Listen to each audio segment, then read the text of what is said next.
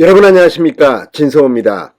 오늘 저녁 이준석 국민의힘 대표를 징계할지 말지를 결정하는 당 윤리위원회가 열립니다.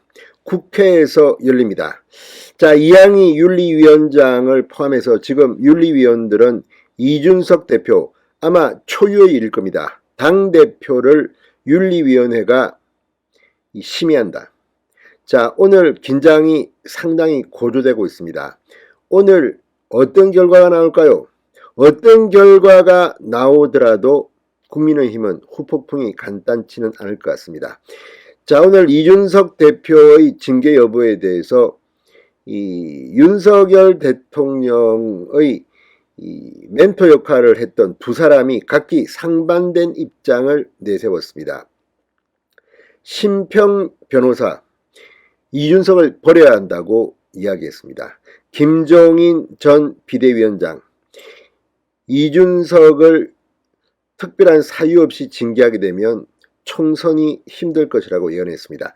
자, 오늘 상당히 긴장이 고조되고 있습니다. 오늘 이 김철근 정무실장은 윤리위원회에 불려갑니다. 반면 이준석 대표는 오라고 하지 않았다고 합니다.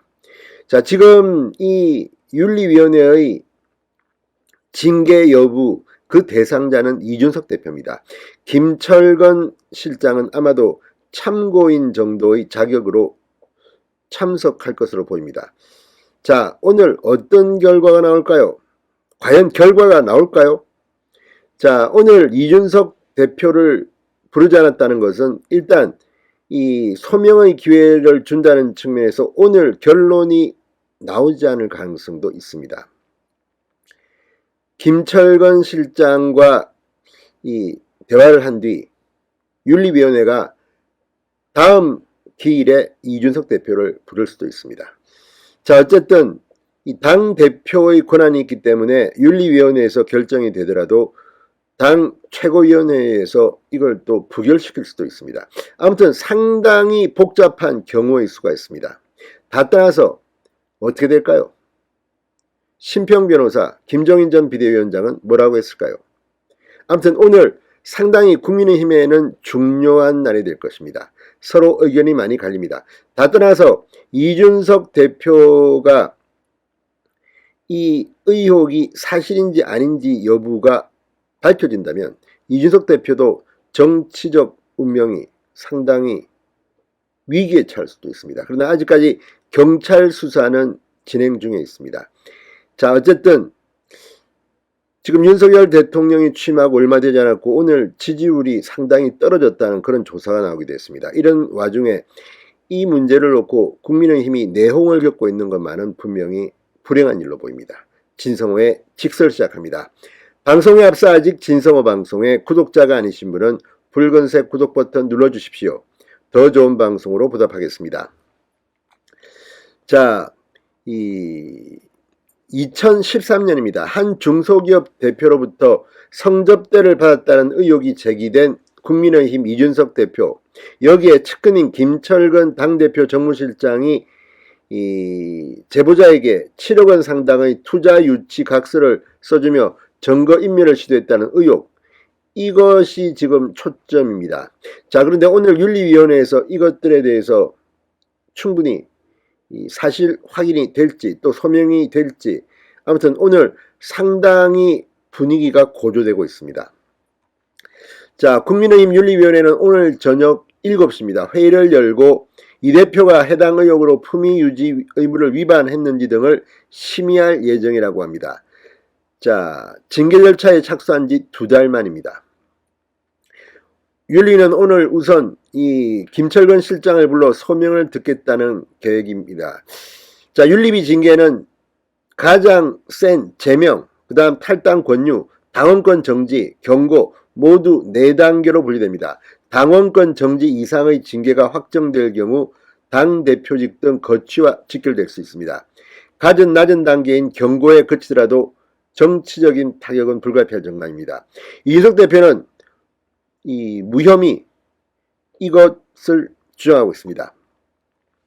자, 어젯밤 이준석 대표 자신의 SNS에 포에니 전쟁보다 어려운 게 원로원 정치 싸움 아니었나며 복잡한 신경을 드러내기도 했습니다. 자, 아무튼 이걸 가지고 지금 국민의힘 내부에서도 징계 여부를 놓고 상당히 촉각을 곤두세우고 있습니다.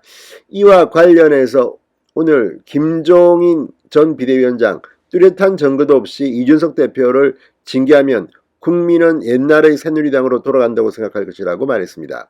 CBS 라디오 김현정의 뉴스쇼에 출연한 김종인 전 위원장은 다시 국민의힘이 우양우로 가는 모습을 보여 옛날 정당으로 다시 가지 않느냐는 염려가 되는데 대표까지 그렇게 만들어 놓을 것 같으면 치명적인 상처를 입을 수밖에 없다고 말했습니다.